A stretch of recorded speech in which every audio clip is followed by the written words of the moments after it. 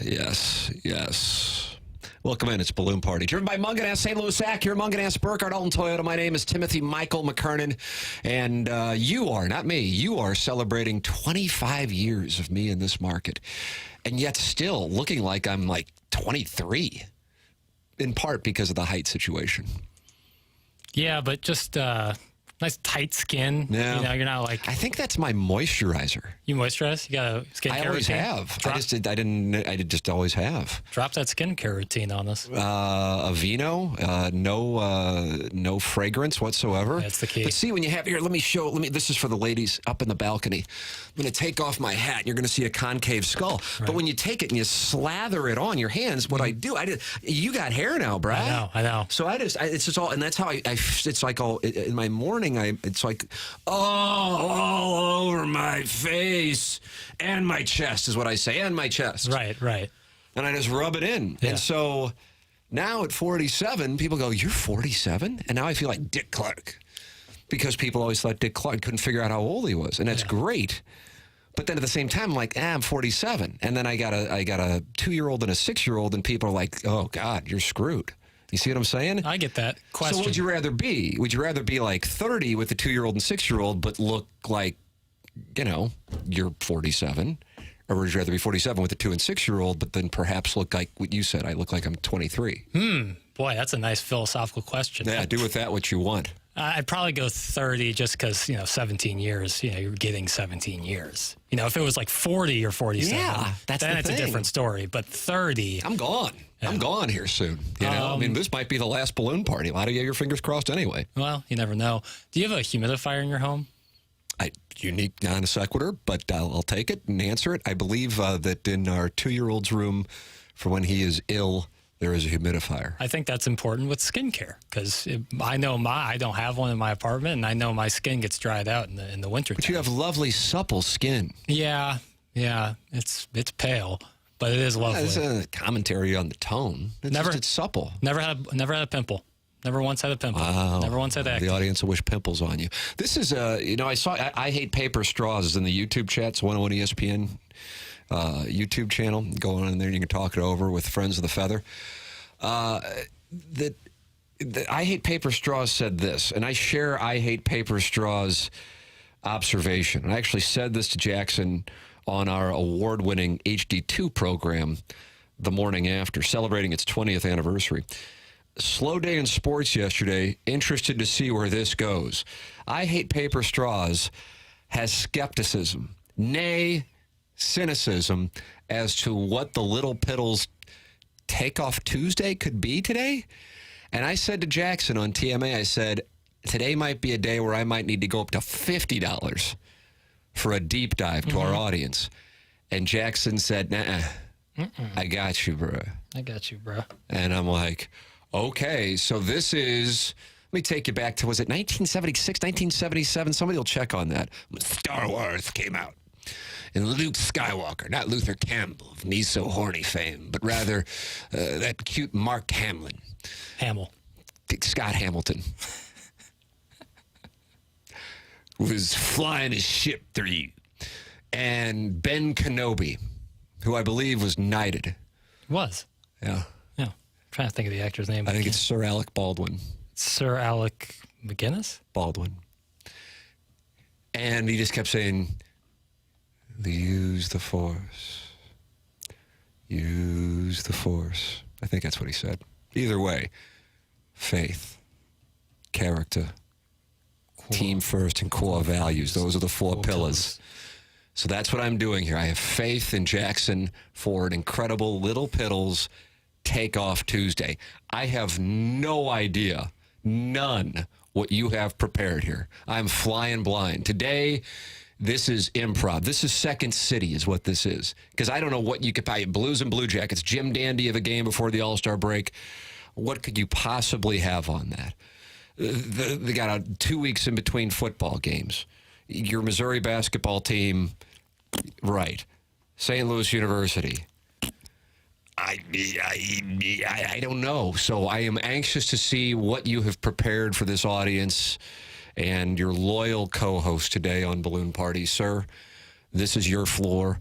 Ladies and gentlemen, this is Jackson Bennett Burkett.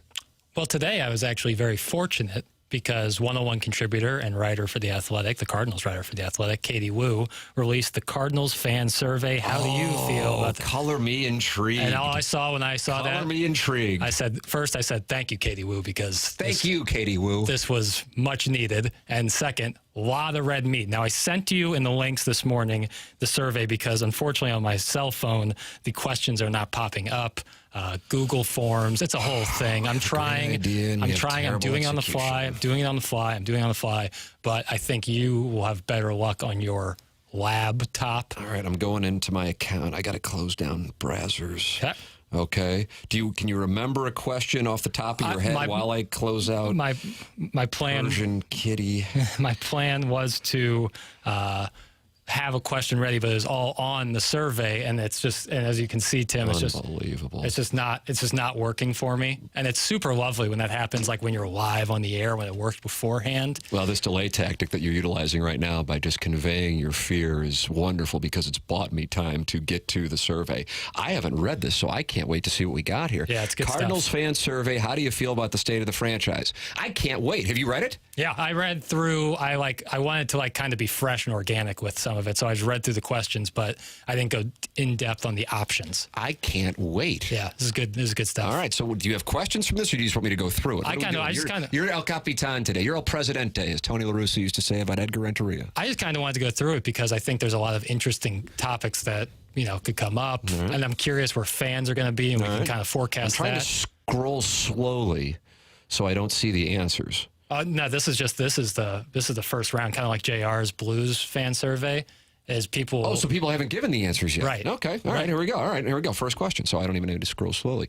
How would you describe your level of disappointment in the 2023 season? Here are our options. Once again, this is on theathletic.com from 101 ESPN contributor Katie Wu. I've never been more disappointed by a Cardinal season. That's our first option. They were out of it early, so the disappointment also faded early. Didn't enjoy it, but a losing season was bound to happen at some point. I'm not disappointed. I'm angry, or other. Jackson, where do you fall? Probably that second option of because it was so bad so early, it kind of made the death a little bit more palatable. I don't know. I would have much preferred them to be competitive come August and then maybe faltered in September. But I would say that second option is most aligned with my thoughts on it. I feel like my real honest answer would probably be other, and then I would write like 5,000 words and they go, oh boy, we need to get this guy an institution. But to take it from just the options, it would either be, God, I don't know if I could describe myself as angry.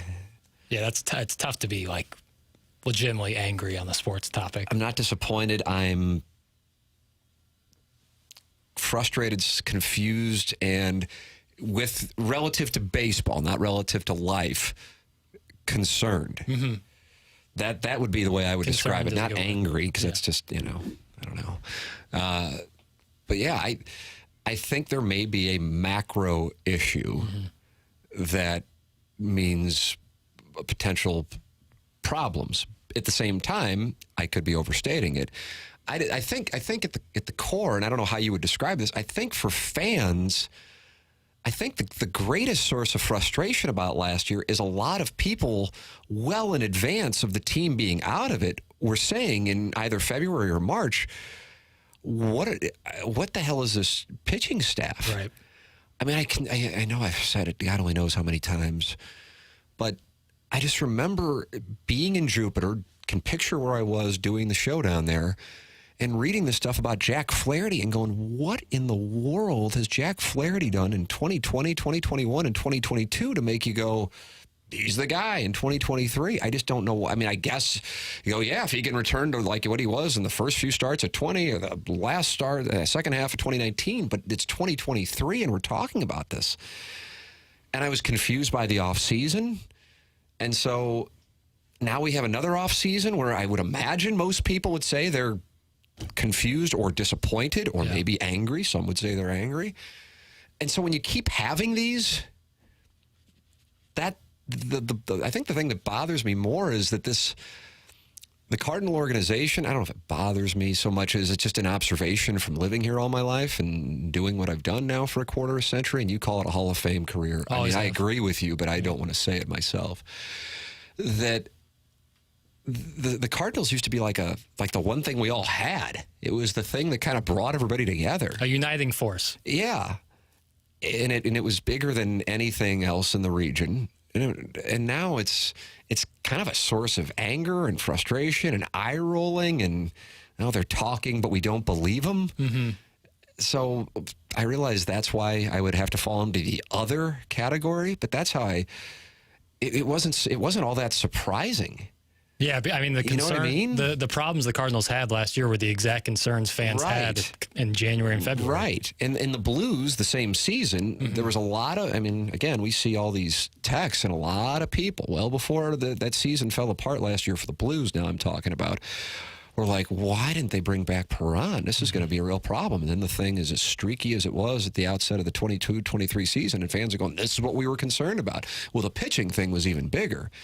And to isolate it to one player and what was a signature moment of the previous offseason, Nolan Arenado choosing not to opt out, and you're going, okay. And then John Mozeliak himself saying, we are going to increase our payroll. And so now you've set the stage for this big offseason, and then you don't do a damn thing to tend to the pitching.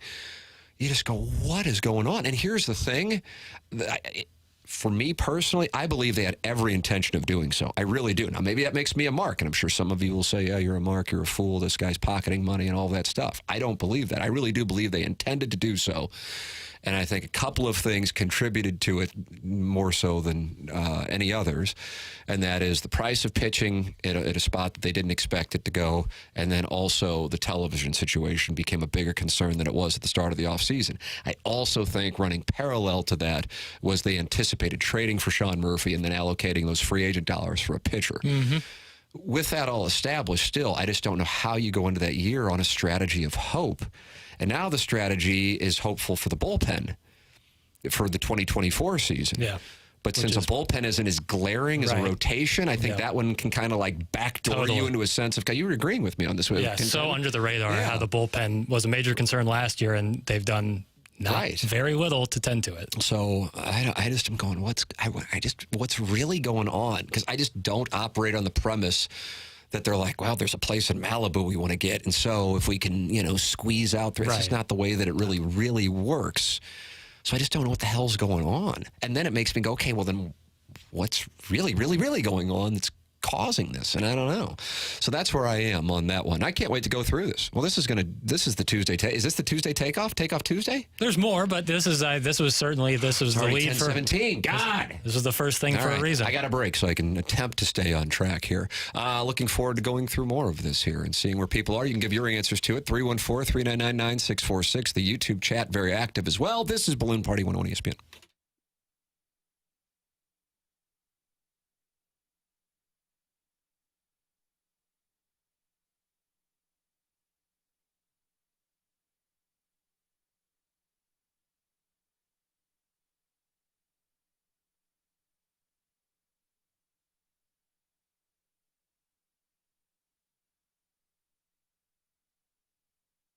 Munganess St. Louis Acura, Munganess Burkhardt Alton Toyota, the presenting sponsor of Balloon Party on 101 ESPN and the 101 ESPN YouTube channel.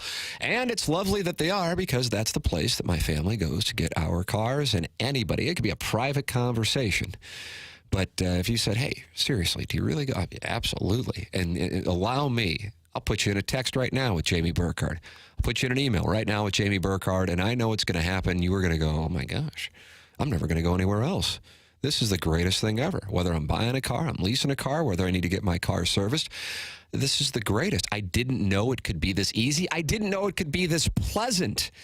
That's what separates Munganess St. Louis Acura and Munganess Burkhardt Alton Toyota from everyone else. Online, it's stlouisacura.com.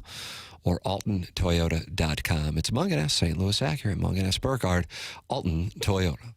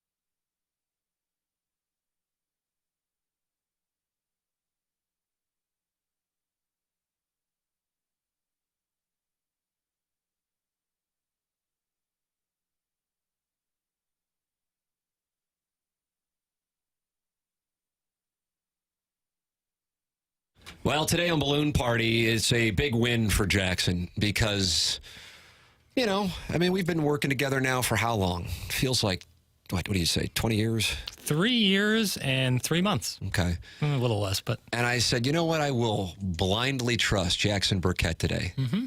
And I stepped into these studios just solely using the force. And as it turns out, Takeoff Tuesday is indeed primed for takeoff. Tip of the cap to you, sir. That was tip of the cap to Katie Wu. Yeah, she saved the day. Big time. So I'm just scrolling through it one by one. I didn't even look at it during the commercial break. Here we go. Next question. What was the biggest problem for the Cardinals in 2023? Here are Katie's options. The article's on theathletic.com. Overall roster construction, player performance or lack thereof, the coaching staff, pitching, or other. Jackson, your answer. Pitching. Yeah, I thought right when I saw overall roster construction, I go, that's it. Then go pitching. But because in terms of roster, I guess I'd still go overall roster construction. I'm a little bit more bullish on the. You're gonna stand down just so you know what's about to happen to you. I'm gonna Nostradamus your ass. Okay.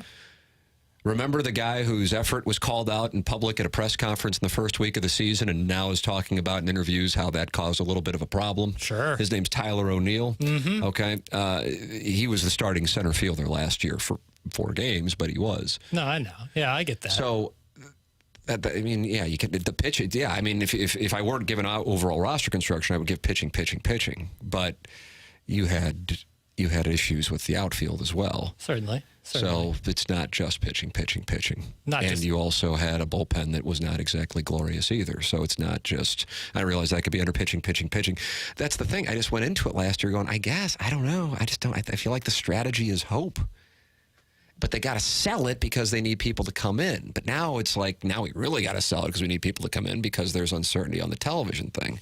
Unless Amazon is the great elixir, but that might fix it from the Cardinal standpoint, but it might not fix it from the fan standpoint. You know what I mean? To play devil's advocate here. Oh, good. Look at you. Is the strategy of hope not the best possible strategy given all of the context? I don't even care what you say after this. The answer to that is no. But given what LA has spent and done in the offseason, you're talking about the strategy for the Cardinals in 2024. No, I don't even think it's really hope. I think it's let's get through this. I think that, like, if you were to go, like, in a board meeting where everybody signed an NDA, I think, which, by the way, I keep saying with regard to the Cardinal offseason, I get it. Yeah. I get it. Because I'm operating on the premise that they have some uncertainty. Substantial uncertainty. Not like hope Goldschmidt holds up uncertainty. Because both Goldschmidt and Arenado had a precipitous decline last year. And I don't feel like that's getting that much attention because we're hoping it was an outlier. All while internally being aware they're getting older. I mean, Goldschmidt more so than Arenado, but it's still real. Mm-hmm. I view this through such a different lens that if I were in their spot thinking I know what's going on and not really knowing what's going on, I'd go, man, you're in a spot here. And yes, you have the Dodgers situation and you have a Braves team that's ridiculously talented and cost-controlled from a position player standpoint, but still, that doesn't impact you in the National League Central.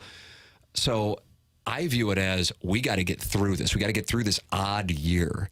And I keep going back to, and I really believe this, and I don't know if I'll ever really get the answer, and I understand why I wouldn't, but that if they had true stability with television revenue, they would have unloaded at least one of, if not both of, Goldschmidt and Arenado last July. I really believe that. I don't disagree with that. But because they can't risk the dollars at the turnstiles, they have to, in their minds, I disagree. I think Cardinal fans would, sure, some would complain, but overall would love to see, for the first time ever in the DeWitt ownership group, a youth movement.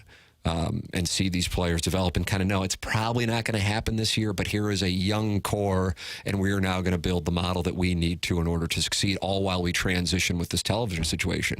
And I just think it's the lack of transparency and perhaps talking to fans like they're equals, maybe not talking down to them, that have hurt the Cardinals and the growing gap between the fan base's trusts and the organization. So that's where I am on it. Question number 3. How do you currently feel about the state of the franchise? This is the question I'm most intrigued by. Very optimistic, fairly optimistic, neutral, fairly pessimistic, very pessimistic. Jackson, where are you? I don't like I think I would lean more neutral, but I don't think that's like it's exactly what I was thinking. I understand why you put it there, but it's not like, because you can't because it's probably gonna win, or pessimistic. Yeah, I'll go fairly optimistic because I'm kind of take neutral out of it and pick between fairly pessimistic and fairly optimistic. I'll pick optimistic because I cannot believe that guys like Goldie and Arenado will have seasons like they did last year. You're talking short term. Oh yeah. And I can't think that guys like Jordan Walker, Mason Wynn, and Nolan Gorman won't develop significantly. So I would call myself fairly optimistic because I think last year was like worst case scenario in almost every department. And I don't think that could happen again. I'm not saying it can't happen again. I don't think it will happen again. Okay, fair enough. I guess when state of the franchise, I understand how you approach the question. I'm certainly not saying it's wrong. You're looking more macro. Yeah, I'm just looking big picture. Yeah, I get that. Because this coming year, if I had to bet on a team to win the Central, the Cardinals would be probably the team I would bet on. Mm-hmm. But as we've said, and I said this on TMA and people understood what I was saying, I know I said it on Balloon Party, I would sooner bet on the Cardinals to win the World Series, and I wouldn't bet that the Cardinals have the best record in National League or baseball. I mean, but I could see them win the World Series. I don't expect it. I just don't see a scenario in which they have the best record in baseball. This is not. I mean, something I don't even know how it could happen, but. Do you see what I'm saying? Mm-hmm. So therefore, then you have to operate on these outliers of craziness in October, which Cardinal fans have been the beneficiaries of, and we've been on the other side of it. Right. As far as the state of the franchise, I take that to mean more like next 3 to 5 years. Okay. And I'm concerned. And I'm not concerned because I'm hosting a talk radio show and negativity gets activity. I don't really care, as you know, because you're privy to my finances. It's my honest assessment of it, because I think you have a real potential situation with the television thing that can impact the financial ability of the franchise to acquire players and then solve problems with short-term needs, even if you do have Wynn, Walker, Gorman, Nootbaar emerge and go, okay, well, now we need pitching. We might be in a spot here. And again, if the franchise wasn't concerned, you would have more than 2 players under contract beyond 2026. Yeah. So if you doubt that, they're telling you exactly what their thought process by the fact that no one is under contract beyond 2026. And I think if they'd like to have it back, I'm sure they would love to not have Wilson Contreras under contract for as long as they have him. Not because he's a bad guy or he's a bad player or anything like that, just because it's a deal that when it's all said and done, I think they would have rather have had Sean Murphy, and now they've got him under contract and not necessarily a pitcher beyond 2026 that they feel like can be an ace. So with that all established, that's where I'm coming from. If you look at it from the micro standpoint of this year, yeah, I could see him winning the division. I really could. Like I said, I think I might bet that. But as far as the long term, I'm concerned. But so much of that can be put to rest if the television situation is remedied. Yeah. I just think it's such a huge thing. 1029 in St. Louis. Time check brought to you by Clarkson Jewelers. What are your thoughts on that answer to that question? 314-399-9646. Just put it in. Very optimistic, fairly optimistic, neutral, fairly pessimistic, or very pessimistic. I can't wait to browse through the Air Comfort Service text line and see what people are saying. We continue with the Balloon Party and the Cardinal fan survey next here on 101 ESPN.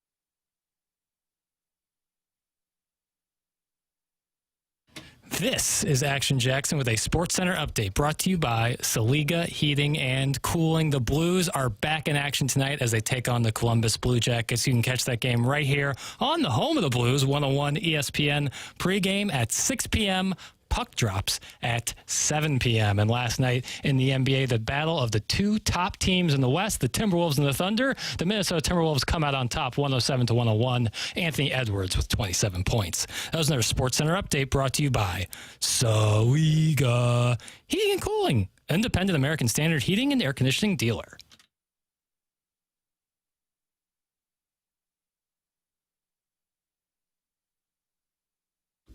Welcome back to Balloon Party 101 ESPN. Jackson Burkett is hosting the Takeoff Tuesday or Tuesday Takeoff? Takeoff Tuesday. Takeoff Tuesday. All right. And maybe this wasn't the plan. I don't know. I know it was the first question. This Cardinal fan survey on The Athletic, which has me on peak curiosity. And I'm not peeking at it during the commercial break. So I'm learning along with you. But I did ask the audience to text in their answers to this question that we just asked for those of you just joining us. It's Katie Wu's fan survey on the Athletic website and app, theathletic.com. How do you feel about the state of the franchise? Very optimistic, fairly optimistic, neutral, fairly pessimistic, very pessimistic. Jackson, how would you characterize the responses that came in the Air Comfort Service text line here on the Munganess St. Louis Acura, Munganess Burkhardt Alton Toyota Balloon Party? You know, fairly split, but I would say if I had to say one way or another, the text line seems to be more pessimistic than optimistic. I would agree with that. Yeah, but fairly split. You know, there's a healthy amount of both. I don't know if I would go with fairly split, but there is certainly some optimism. Then you have some like this. The Cardinals are fleecing this city. The media is turning. Oh, this is Merlin Oakville. I apologize. The media is turning a blind eye to their tyranny and going on vacation. Jackson, it sounds like he's talking to you. Well, you know, what are you going to do? I never take a vacation and think those that do are weak. Don't worry about the money to spend it, bow tie. Quit trying to be friends with them to get free tickets and do something, you frauds. That's from Merlin. He's in Oakville. Yeah, it's fair. It's fair. It's tough. You got to look in the mirror sometimes. Are you still going to go to Scottsdale on Thursday? Yeah, that won't change it, but you know, I'll be more self-aware about it. I'm very pessimistic. They learned nothing from last year. They've had no direction as a franchise for almost 10 years. The only good moves they've made that haven't blown up in their face were Goldie and Arenado falling into their laps. That's from the 618. Let's see. I'm totally optimistic, but that's only because the rest of the Central didn't do squat. That's from the 573. That's a fair response. If you're viewing it through the state of the franchise for 2024, right. And I get that. I'm not saying that that's the wrong way to view it. I just take that as meaning like state of the franchise. And so I take that as a bigger picture thing and also more than just the baseball side of the organization. All right, with that said, let's carry on to the next one. How would you rate the job Bill DeWitt Jr. has done in his tenure as owner? This will be a moment of disparity between me and the audience, I imagine.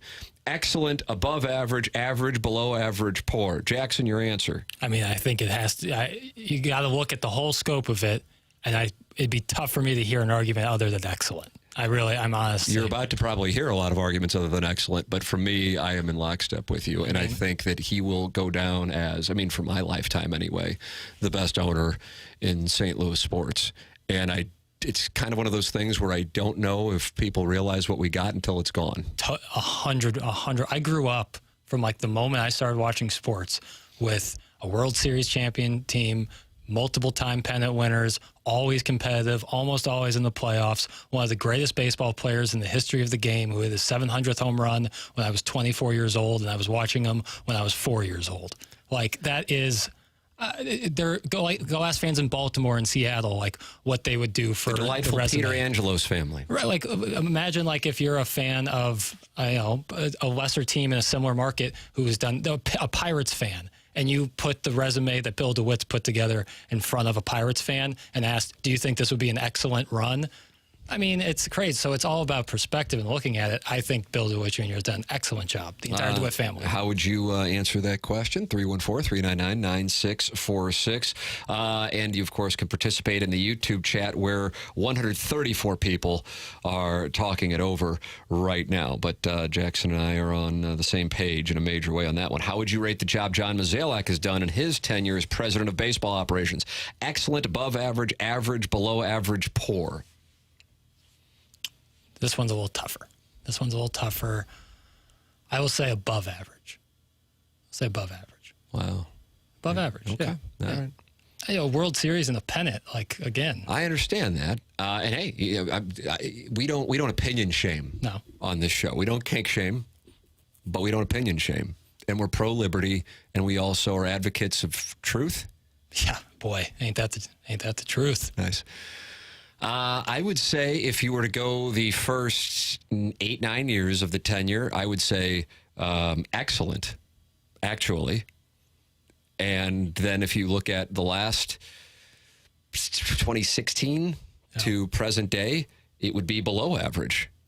And because I think some people immediately go poor. It's like a default click thing. DeWallet, he hoards money. And I go, well, they had to, invest a lot of their own money to build that stadium. And you may or may not like Ballpark Village, but that was the vision of the organization. And then we get to the success on the field. With regard to Mozeliak, you may not like 2016 to present day, not including, when he took over for Walt Jocketty. But they did, go to the NLCS in 2019. They could have won the World Series in 2020. I don't know if I'd be jumping up and down about it. They did go to the playoffs in 2020. I think everybody did. I don't remember. 2021, they had the winning streak to get them in the playoffs. 2022, they won the division. And then last year, absolute dumpster fire. So to say it's poor, I would disagree.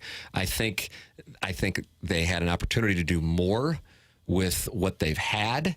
And I think if this era of Arenado and Goldschmidt ends with essentially nothing in the playoffs, that will be looked at as a big miss. Mm-hmm. And a lot of the reasons for the miss, to me, that's why this thing with Ali Marmol, people might not like Ali Marmol.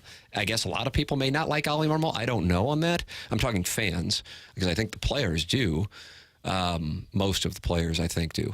And I'm just thinking O'Neill's being the glaring example, and he's not a part of the Cardinals anymore. But if you're going to blame last year's failure on roster construction, then I don't know how then you can blame it on Ali Marmol as well. Mm-hmm. I'm not saying that you can't. Feel free to do so, because we don't opinion shame.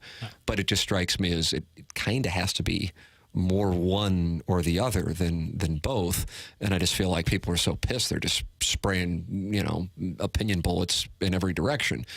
So with that established, I would rate the DeWitt ownership as excellent, and the Mozeliak overall, it would be average, because the first 8 years were excellent. Mm-hmm. And then the last 5 or 6 or 7 have been below average. I mean, we got a lot of misses we're talking about here. A lot, especially dating back to right around that time. And I think anytime you have a conversation about the last decade of Cardinal baseball, it's important to include they lost a player who was going to be, in their minds, the cornerstone of the franchise, and Oscar Taveras. Yeah. So that then triggered Jason Hayward, which then triggered going, that isn't working out, traded Shelby Miller. Now we're going to have to go to the free agent market. He doesn't want to come back here, even though we offered him more than the Cubs did. We want Adam Eaton, not to say that would have been the end-all, be-all. Oh, he went for way more than we were willing to pay, not dollars-wise, commodity-wise. Well, let's go to Dexter Fowler. And that's a move that hits and hurts when he doesn't. Then that's what I'm saying. So there's these domino effects of missing. And then when we wanted Christian Yelich, and to their credit, they identified him. Couldn't get him. Wanted Stanton. I'm glad that didn't work out. Sure. Okay, we'll do Ozuna. And we're already planning on trading Gallen and Alcantara. Oh, my goodness. And you just see some of these things that have taken place, much less when you get into the Brett Cecils of the world and the Cardinals having some, seasons in which you go, what was the off-season plan there? For the life of me, I don't understand it. with that all established, he's not the king down there, you know? I mean, so he also has to listen to someone. I just think the organization as a whole is in a spot, and I think that they're in a tough spot that for whatever reason, they've elected to not necessarily talk about, and I'm not necessarily sure why that is, but I think it would help if there was more transparency there. Your thoughts are welcome, 314-399-9646. This is Balloon Party on 101 ESPN.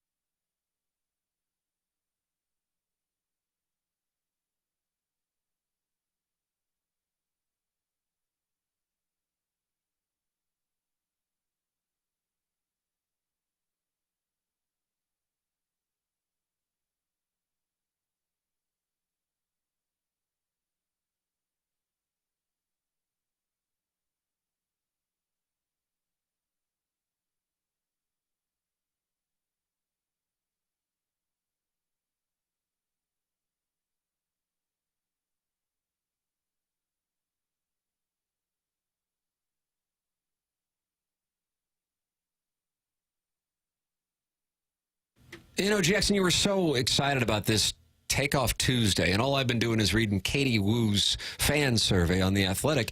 But that means you have 5 other questions, and We only have 12 minutes left in the show. What else did you have prepared? Sure. I can read that for you, Tim. Bum, bum, bum. Bum, bum, bum. That's a delay tactic sign. Bum, bum, bum. Still going.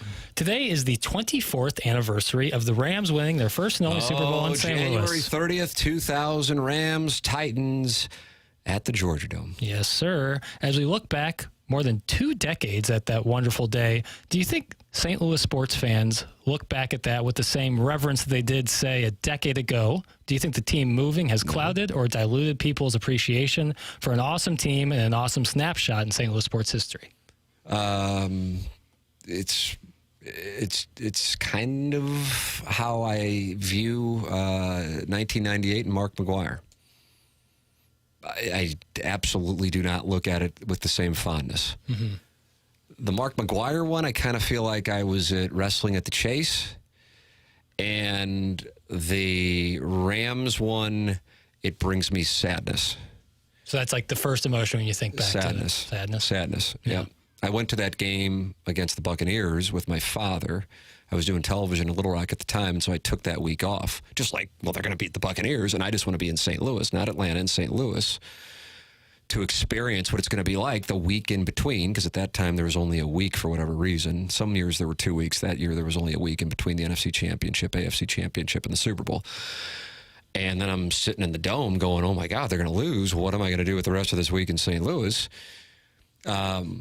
And what it's like to have an NFL team. Yeah. And it's not just that you have an NFL team. It's a confidence thing. It's a pride thing for your region. It you know, you might not like to hear it. Don't really care. This is how I feel, and I might be wrong. But, you know, you don't have an NFL team, you're probably not in a big-time city. It's the truth. So that sucks. And the shame of it is that then becomes, then St. Louis is falling apart. And in some areas, I would agree that it is. The thing that really bothers me anytime the topic comes up is what really was about who had the owner with the liquidity to privately finance a stadium in Los Angeles, then unfairly became a narrative and a referendum on the fans of St. Louis, when in reality, if Dean Spanos was as liquid as Kroenke, Dean Spanos would have been the guy who's got the SoFi Stadium under his name and not as a tenant of Stan Kroenke's. So that part pisses me off. But it just makes me sad. I mean, in particular, in 2000, the Blues won the President's Trophy, albeit losing in the first round of the playoffs to the Sharks, and the Cardinals won the division.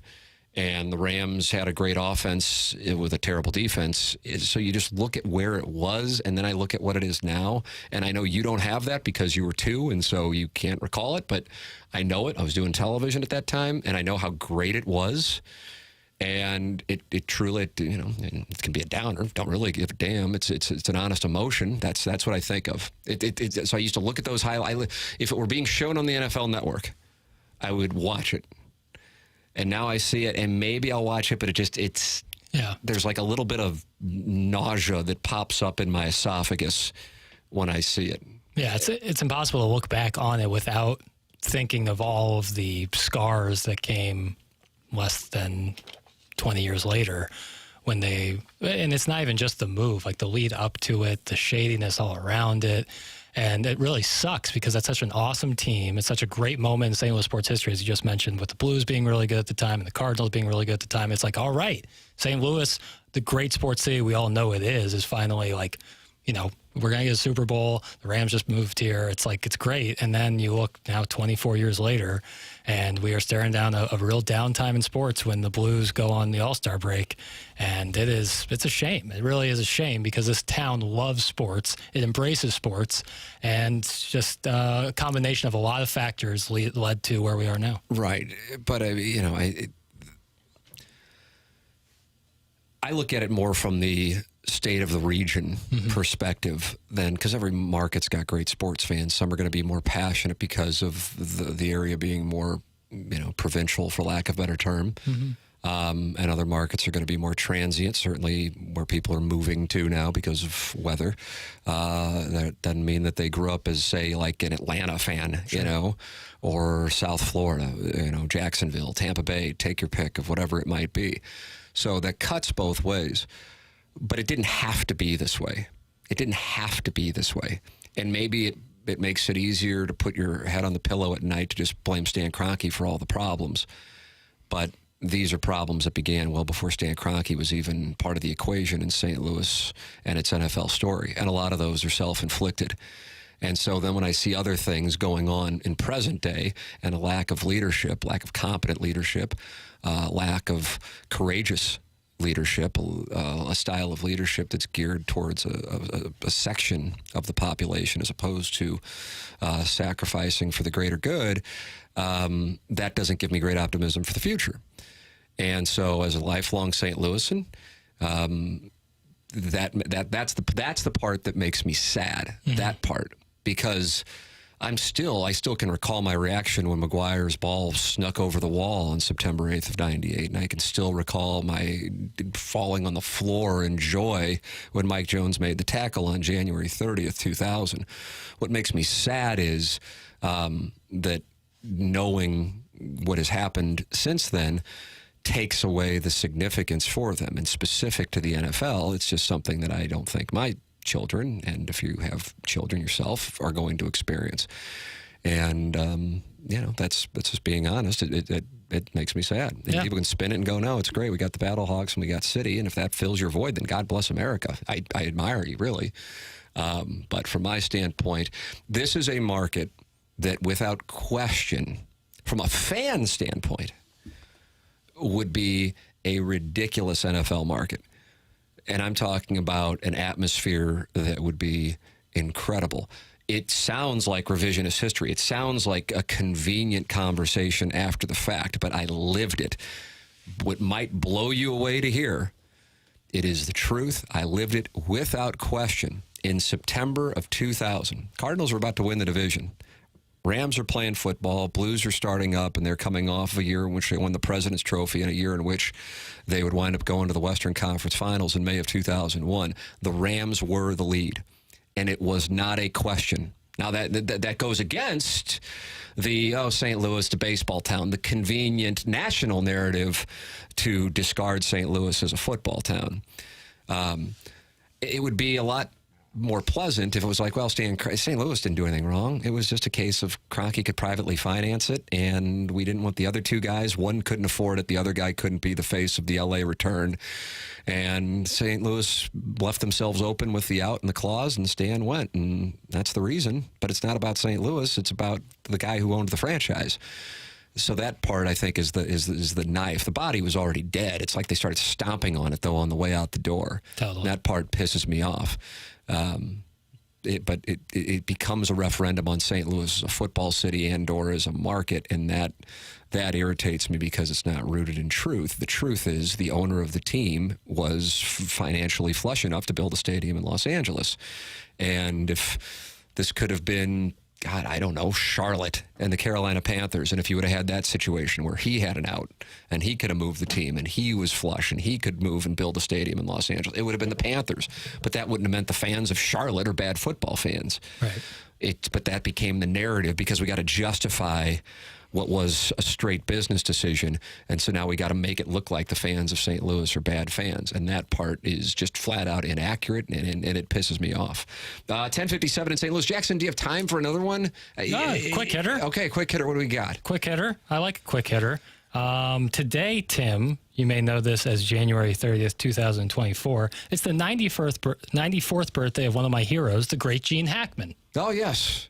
Great Gene. I saw Coach Norman Dale. Bingo. We'll lead right into it. Hackman famously portrayed head coach Norman Dale in 1986's sports drama Hoosiers in a powerhouse performance that has lasted the test of time. My question to you, in honor of Gene, is what is your favorite acting performance in a sports movie? Wow. All right. I'm going to buy time and go to you. Not your favorite sports movie, but your favorite acting performance in a sports movie. I get it. I mean, you are the owner and proprietor of goodorbad.com, and I am the majority shareholder, and I'm thinking about having an emergency board of directors meeting, by the way, because I feel like it's time that we have a monetization strategy for this entity. But with that established, what would yours be? Because it might be the right answer. I think that there would be, and I don't like saying declarative statements like this because it's obviously opinion and subjective, but I don't think you could give me a better answer than Robert De Niro in Raging Bull. But I will say my dark horse answer, and it's very nuanced, Philip Seymour Hoffman as Art Howe in Moneyball. Boy, I got to tell you, it's probably not going to play well in the Air Comfort Service text line, but when you bring it up, it really is. Because it's so different than Philip Seymour Hoffman's rest of his career as a character actor. Like, to take that role as like kind of a nothing role and turn it the way he did, I love PSH as Art Howe. All right, I cheated, and I just typed in best performance in a sports movie just so I can give the audience some, and potentially myself, some ideas. Ooh, nice to see Dolph Lundgren come in at 15 as Drago. You know, Dennis Hopper in Hoosiers is a great call, shooter. That's a nice play. Yeah. Kind of surprised to see James Vanderbeek as Max in Varsity Blues coming at 14. I'm starting to wonder about my sourcing here. Paul Newman. Yeah, Slapshot. Slapshot. It's a classic. Al Pacino, Coach Tony D'Amato, Any Given Sunday. I bet you don't like that movie. It's not my favorite. Willie Beeman. Kevin Costner, Crash Davis, Bull Durham. Great one. Michael B. Jordan as Adonis Creed. Yeah. Number 9, Brad Pitt, Billy Bean, Moneyball. Great performance. Gina Davis as Dottie Hinson, A League of Their Own. Really good, yeah. Carl Weathers as Apollo Creed in the Rocky franchise. I like that play. Classic, man. I really like that Carl play. Weathers he's doing a lot, but he's perfect for that. I have to tell you, I wasn't thinking of that one. I like that you call him Tom Hank? Tom Hank, League of Their Own? As Jimmy Dugan. Why I called him Chami, we're going to have to do a 30 for 30 on that. I don't have the answer. Christian Bale as Dickie Eklund in The Fighter. Great. Will Smith as Ali. Yeah. Top 3, Denzel Washington as Herman Boone and Remember the Titans. Sean Astin as Rudy. And finally, Sylvester Stallone as Rocky Balboa. Jackson's shaking his head, and he does not like the answer. He does not like the answer. Not trying to take away from any of those gentlemen and their performances, but to not put De Niro in Raging Bull is crazy. I get the sense that this might be written by a younger person. That's fine. It's fine. It's brutal. I mean, it's not like a fun movie to like fire up, but it's acting school in 2 hours. I like Kurt Russell in Miracle. Somebody has texted that in. Good call. Really big fan of that. Yeah. That's a movie. Oh, you don't like it? No, I don't. And I heard it. Yeah, I caught it. It's 11:01 or else I have more takes. All right, there we go. We got BK and Ferrario coming up for Jackson Burkett. I'm Tim McKernan. This has been Balloon Party on 101 ESPN.